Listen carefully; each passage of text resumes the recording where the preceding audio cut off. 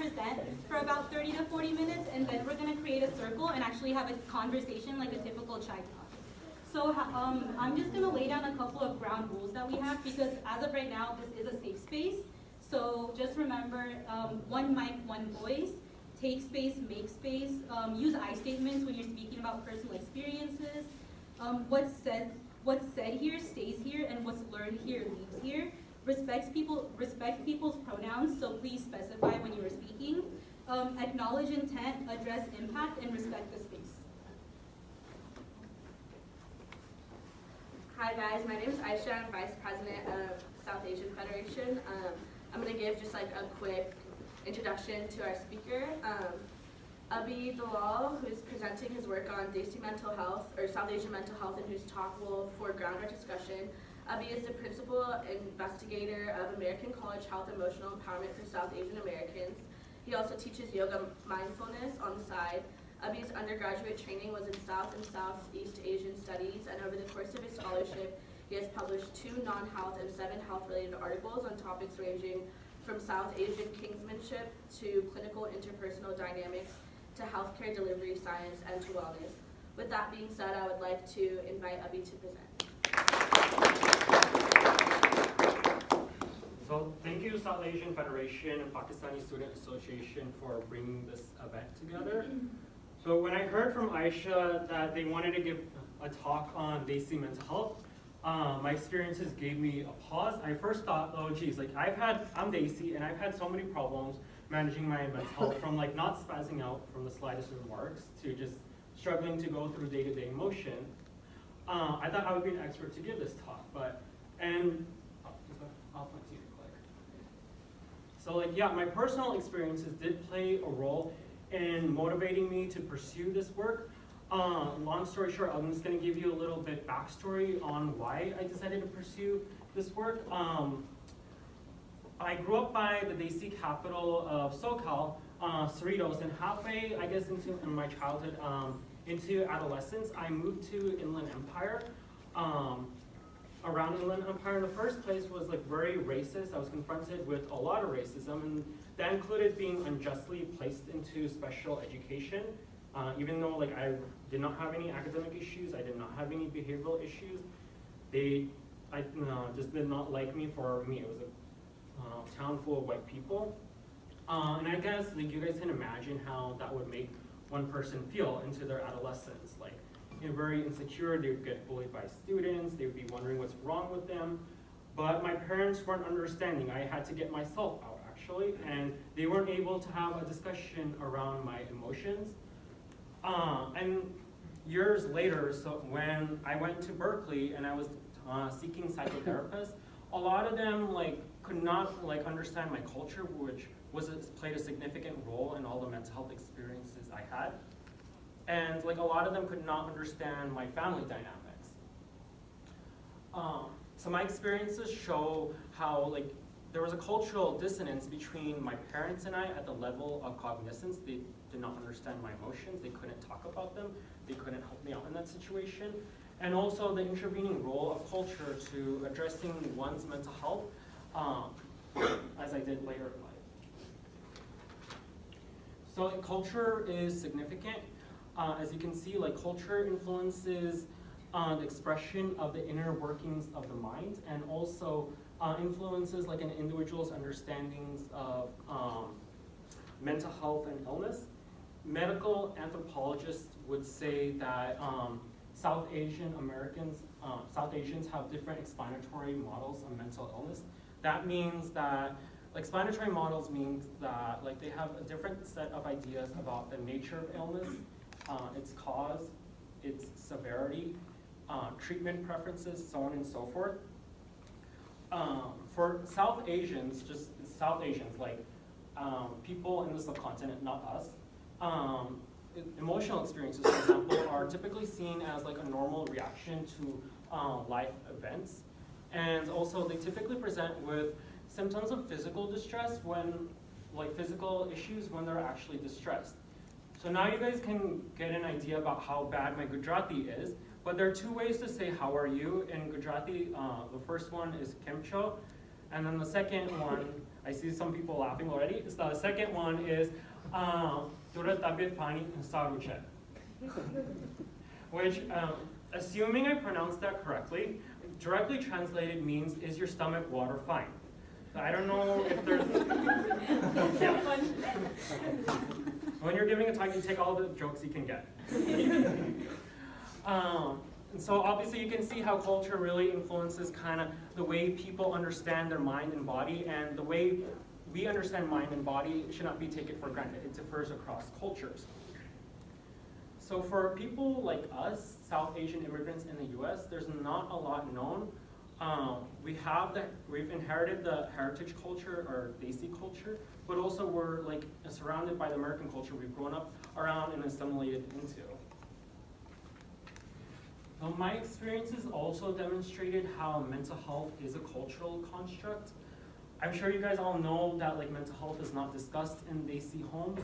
The term itself is probably never brought up, and if so, it's never done positively. So for a lot of cultures, there doesn't exist a term for mental health. It doesn't exist. That means mental health itself is socially defined. And in as much as mental health is socially defined, the practices of counseling and psychotherapy are also culturally encapsulated practices. That means they've been developed for Western individuals, by Western individuals, per Western understandings of what we want to call mental health. For pretty much problems that appear a lot in the Western world. So as you can imagine, there's an incongruence of the supposedly universal Euro-American psychology and groups who aren't Anglo-Americans. And as that would complicate some of the disparities that naturally arise due to a multitude of factors. For example, racial and ethnic minorities typically seek out counseling and psychotherapy less often. They experience fewer positive outcomes when they do go. I'm sure you can understand that. If a therapist doesn't understand your Desi family, it's not going to be that helpful. And they also drop out at a few higher rates. So if you go to a therapist and they're like, I don't understand, why can't you just tell your mom that what she does is upsetting? Well, my mom doesn't understand what upsetting means to me. I told her it's upsetting, she just laughed at me. So you can see that they would drop out higher rates because the therapists aren't able to bridge the cultural divide. So given that counseling and psychotherapy are kind of based on Western understandings and have been primarily based on Anglo-American populations, culturally adapting these practices would theoretically address the source of many problems. And based on 12 meta-analyses, kind of an amalgamation of research, culturally adapting counseling and psychotherapy has been effective toward remedying these disparities. So my project fits within the global mental health narrative by informing cross-cultural psychology as well as just lost my train of thought. It informs cross-cultural psychology, and also it informs culturally adapted counseling psychotherapy to give an idea about what this should look like for this population. So I have 3 research questions. I can read them, but actually, does anyone want to read them? I'll just read them. So the first one is, what are South Asian American students' understandings of mental health and their experiences of mental health? The second question is, what are the contextual factors that play a role, like family, culture, gender, and barriers to care? And the third question is, what would culturally relevant care look like for this population? So my research would make several contributions to the literature. The first one is there's nothing known about emerging adulthood for, I guess, this population right here. That means people between 18 to 29 years of age. The second thing is there's actually not a lot known in general about South Asian American mental health. What we know is kind of a collection and extrapolation of research done on South Asians in other Western countries, namely the UK and Canada. But based on an amalgamation of those research findings, my research would also bear upon specific research gaps on contextual factors such as the role of racism and discrimination, their explanations for mental health, risks, and interventions. The third thing is, don't go yet. I'm just looking back. The third thing is, oh, I have it right in front of me, so I guess I can just look at this now. The third thing is, like, based on a review of South Asians in general America, a review of them generally in America, my research would also bear upon research gaps on acculturation, social support, and gender roles. I think a lot of the females degree gender roles is probably significant. They have to do the housework and get straight A's. And lastly, there's some theoretical counseling literature about what culturally relevant care for this population would look like, but there's a need to empirically verify this, which my research is qualified to do so by being qualitative and actually setting up parameters for doing so. So I'm hopeful that these findings will benefit mental health care and the provision of services. And as someone who's suffered from poor mental health on and off throughout life, I'm hopeful that it would help people in the same circumstances, like better understand what's going on with them, and better understand, better able to take initiative then. Go ahead. So right now, the student mental health research is not that great. There's a lot of national statistics on suicide and depression, but as you can imagine, that doesn't necessarily benefit like the provision of services as much as like knowing the nitty-gritty of what's going on. I think so I heard from a couple people asking me why I'm not doing quantitative research. The reason was like quantitative research kind of depends on a collection of knowledge, so you can base you can have statistical questions to be able to collect data around, and there wasn't a sufficient knowledge base off which to work from. And also, there would only be like a surface level meaning generated from statistics about psychological distress and so on. I wouldn't be able to get in the nitty gritty of all the different things that are going on, be able to answer the 3 research questions in sufficient depth. So my research is qualitative, which means at this point, I'm managing about over 500 pages of interview transcripts and survey data on acculturation, sociodemographics, and psychological distress to answer my research questions in the form of a figure that would represent integrative theories to really encapsulate all what's going on in all this messy interview data, figure out, try to answer my research questions as succinctly as possible, and create a figure that would look like this. But currently, sadly, I'm in the last phase of data analysis. I do have some valid, prominent trends that I'm going to present right afterwards. I finished the first 2 steps of data analysis, which meant I developed a tool inductively. I worked to see what was going on in the transcripts. I worked to create a tool to manage and organize the messy transcripts. Then I actually organized the transcripts, and now looking at these organized data within these categorical frameworks, I suppose, like stigma, multicultural, racism, to see what's going on within these codes and what's going on between the codes, and trying to figure out, create an integrative theory that would answer in the form of a figure to answer my research questions. Sounds sort of abstract, it sounds like something anyone can do, but most people only stop at the 2nd stage. Getting to the 3rd stage is difficult because you're taking now like 300 pages of data and trying to compare it all across each other. I don't have a figure to share with today, but I do have some valid prominent trends that I hope will be useful for you guys to learn and will spur some interesting conversations at the end. So, like, as I noted at the beginning of the discussion, there are emotional differences between South Asian Americans and your parents. So your parents will not understand emotions in the same way that we do. Upset for us actually means something versus telling your mom upset, it's not going to mean much. Someone can read these de-identified codes, that'd be great. Actually, Trisha, can you read the first one, popcorn it to whoever you want to run the room? Oh. Yeah.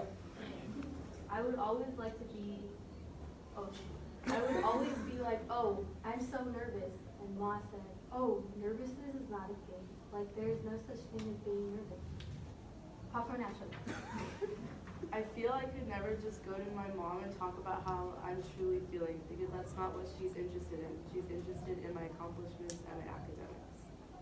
Well, the second trend is that I'm sure you guys know that dating is not something discussed in your homes. It's often very taboo, but nevertheless, I think a lot of people go through relationships, but unfortunately, because that is not often discussed in their homes, this leads to unhealthy dating relationships. And that means dating violence is actually does happen more often than we think, and it is a huge risk in this population. So someone can please, or whoever's the last to get it, actually think popcorn, why don't you popcorn it to whoever's next, whoever you think should go next.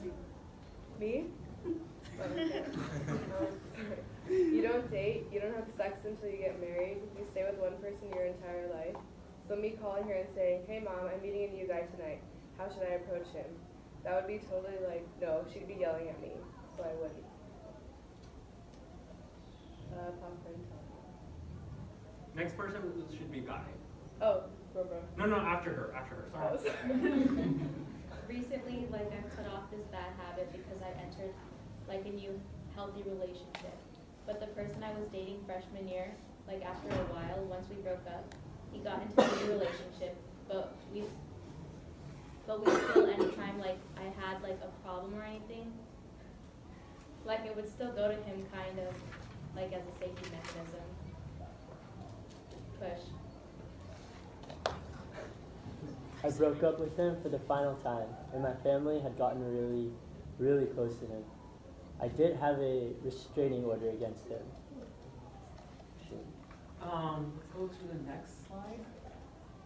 So also the last big finding that I came across, and I think this really plays a role in everything, is that South Asian Americans experience a tension between their collectivism, I guess their home culture's collectivism, and American culture's individualism.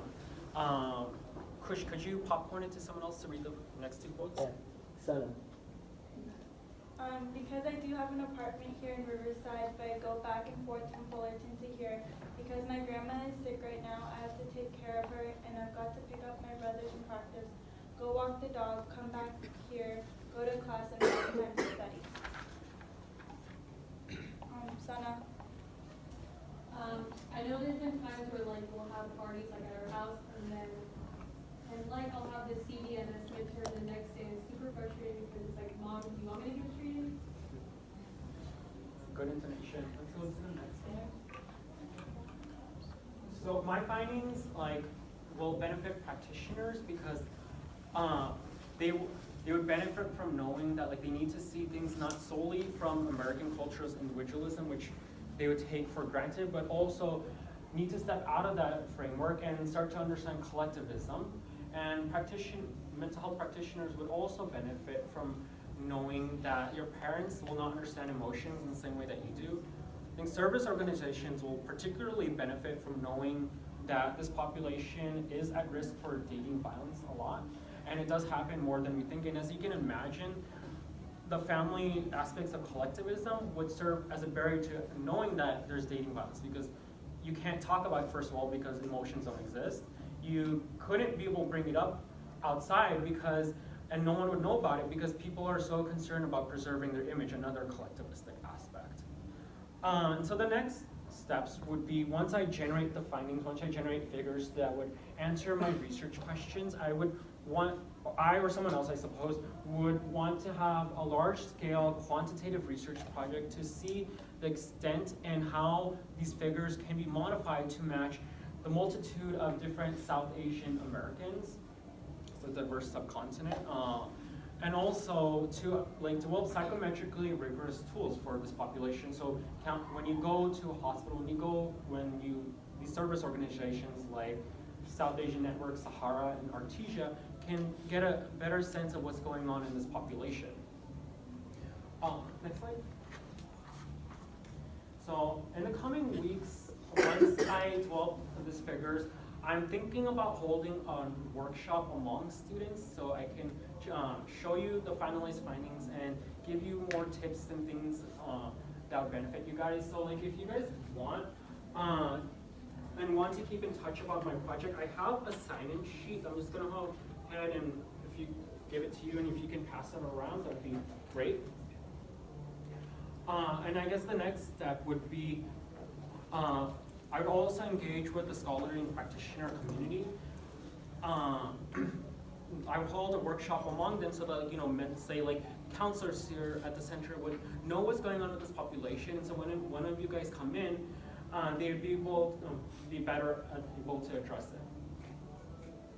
I would also engage scholars so that there can be more work around this area, more research generated to really benefit you guys in the provision of services.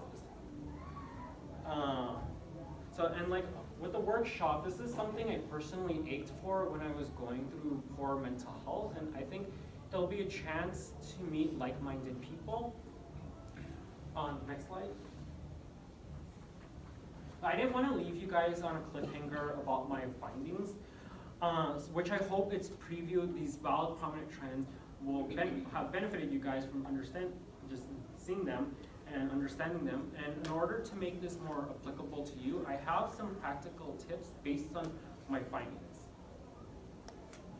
So the first one is, given that there are emotional differences between your parents and us, I think it's important to have this in mind so that like when you go at home, you're more adept at being able to manage this, and so that you don't get frustrated unnecessarily when when your parents don't understand what's going on in your life and they don't understand simple things like that you're upset because my mom called me fat because I used to be very fat. Next slide. I think given that dating violence is a huge risk for this population, and that does happen, it's important to understand what it is. Dating violence is emotional, physical, mental, economic, psychological actions or threats of actions against your partner. So it's a form of domestic violence. And I think it's important to keep in mind like that and ask yourself if your partner like physically hurts you in any way, if they're extremely jealous, they monitor you throughout the day, they check your cell phone without your permission, they're extremely controlling, so on and so forth. Any sort of variations of the definition I gave you. Next slide. So I think it's important to be proactive about this. So I know you can't tell your parents, you can't probably tell your family, but so in order to keep your relationship maybe in check, it's important to tell someone at the onset of the relationship so that they can help you through the process and be able to make sure you're not going through anything abnormal or help you and it's good to have another pair of ears on this. So maybe you can talk to like a trusted family member. Maybe you have a cousin who actually understands what's going on in your life, or a friend, a counselor, so on and so forth. And if you find yourself in an abusive relationship, know that ending any relationship is difficult, and the healing afterwards is not going to be a straight line, but it will be tremendously rewarding. And I have some resources. One is just like a general list of campus and local mental health resources. The other one is a list of DC mental health resources. There's actually quite a few. There's two in here in SoCal. One is Sahara, which is specifically geared for domestic violence, and they do other things like elder abuse.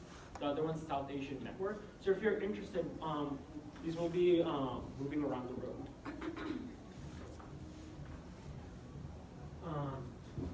Next slide. And of course, the last finding, based on my last finding, that there's a tension between collectivism and individualism. It's important to keep this framework in mind so that you're better able to manage this. And what I found through my research currently is that people who are more encultured to South Asian culture, that means they're more desi, they're fine with that the fact, your image, group image is really important. They're fine with that. People will gossip.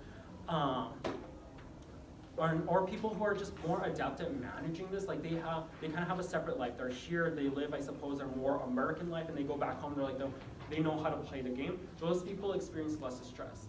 So I think it's important to have this framework of collectivism, individualism in mind, so you understand what's going on and you're better able to manage that. I'll give you an example. When I went to a conference, there was a therapist who was telling me about a female client he had. She wanted to pursue her PhD, but her family and community had ideas about her. She was expected to get married, and she wasn't going to get married because she wanted to pursue her PhD. This person did not want to distance herself from her family more, because being part of her family, being part of her community was really important to her, and she didn't want to become more independent.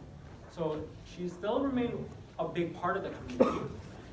But she was worried about the negative backlash from not getting married, the toxic community remarks, how she'd be treated differently. So in order to, I guess, alleviate and ameliorate those tendencies, she played the collectivistic game properly. She was advised and ended up volunteering with a prominent religious leader.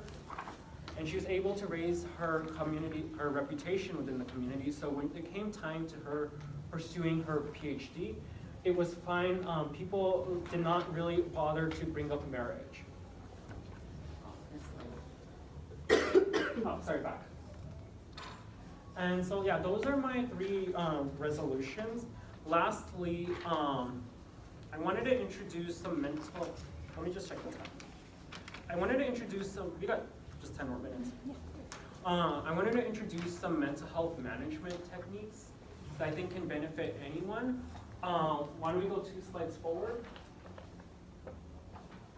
So I think, and specifically mindfulness, which I think is very powerful because it's something that's really rooted in the Indian subcontinent, but it's dwelt a lot in American culture. So as you can see, it's kind of like a melding of these 2 cultures, which we embody as well. And I think it's really powerful because I developed irritable bowel syndrome, and I participated in an experiment at UCLA to see if mindfulness-based stress reduction would help. And it did, because I got cured from irritable bowel syndrome. Just another sign of how the mind and body aren't exactly separate. And I took mindful self-compassion after that, and I also now teach mindful yoga. And I gotta tell you, my past experiences of racism, of bullying, and sometimes toxic family dynamics, sexual assault, just don't matter anymore. They feel irrelevant. And I think mindfulness has been really, really powerful in helping me to heal and get past and overcome all those challenges. So the way it works is that it helps to put space between yourself and your conditioned responses. It helps to break down those conditioned responses, and it's by coming to present moment awareness non-judgmentally. I was a cynic when I first learned about this and I was going through it. I thought, oh, mindfulness, paying attention, I feel like crap right now. And another component is self-compassion. Don't you need to be critical to get past things? Don't you need to push yourself constantly? Next slide. So, and this does not take too much time. You can just meditate 5 minutes in the morning to strengthen this quality, and you can bring it throughout the day just by pausing before you do anything. Say before you pick up the phone. Observe what's going on, and let judgments roll by. And it's kind of balancing this awareness thing is really hard. It's stringing one moment of awareness to the next is probably one of the hardest things you can actually do. So imagine just bringing a ball to a point. That ball will constantly fall off. But the task of mindfulness is to notice your wandering mind and to bring it back to some center. I think this is all very abstract, and I think it'll make more sense. I wanted to lead you guys through a meditation. No objection. So why don't we come to a stable, comfortable seated posture. You can put down your things on the floor, might be more comfortable. Don't worry, I'm watching it for you.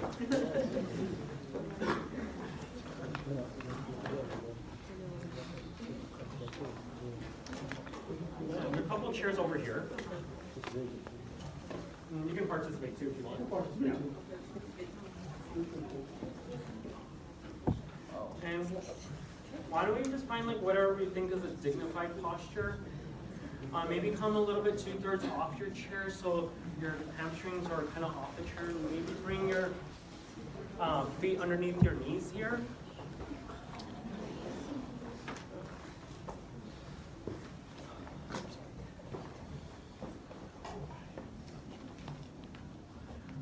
let's go ahead and observe what your arms are doing right now. So bring your hands on top of your knees. And let whatever is going on next door be a challenge to your concentration. It's the task of mindfulness. You can notice yourself drifting off. And let's go ahead and gently close our eyes here, soften your gaze.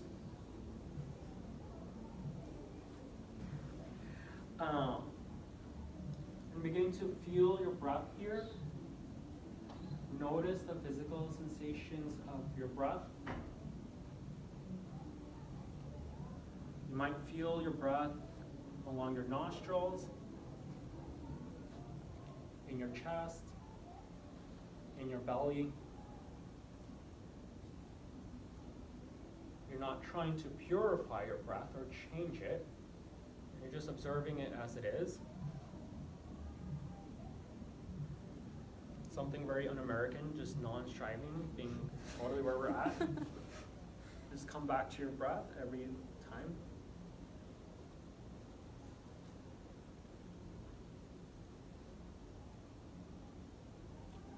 And it's okay if your mind begins to wander. It's the natural tendency of the mind to be constantly thinking. It's an act of mindfulness to notice that wandering, and another act to, and an act of strength to come back to your breath. Sounds stupid, but try not to be judgmental of it. It's okay. Thoughts will come up. Just notice how hard it is to come to this vulnerable space and maybe bring some compassion to yourself.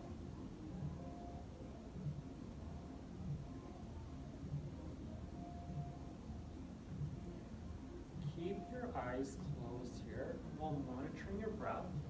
Go ahead and bring your palms together. Start to rub them against each other, build some friction. While monitoring your breathing, bring your hands over your heart here. Just feel the warmth of your hands transmitted onto your chest. So bring your hands over your heart here. While not leaving your attention from the breath. It's okay if it wanders. This is just life. Go ahead and keep one hand on your heart. Stay with your breath and bring one hand to your cheek. And you can just caress your face here. See how maybe relating to yourself in this different ways, totally different. You can lower your hands down to your knees here. Come back to your breath. Notice what's going on with your breath. Notice what's going on with your thoughts and emotions. 2 wings of mindfulness, present moment awareness. Sometimes life is so rough, it hurts. Then you bring self-compassion to being there more gently.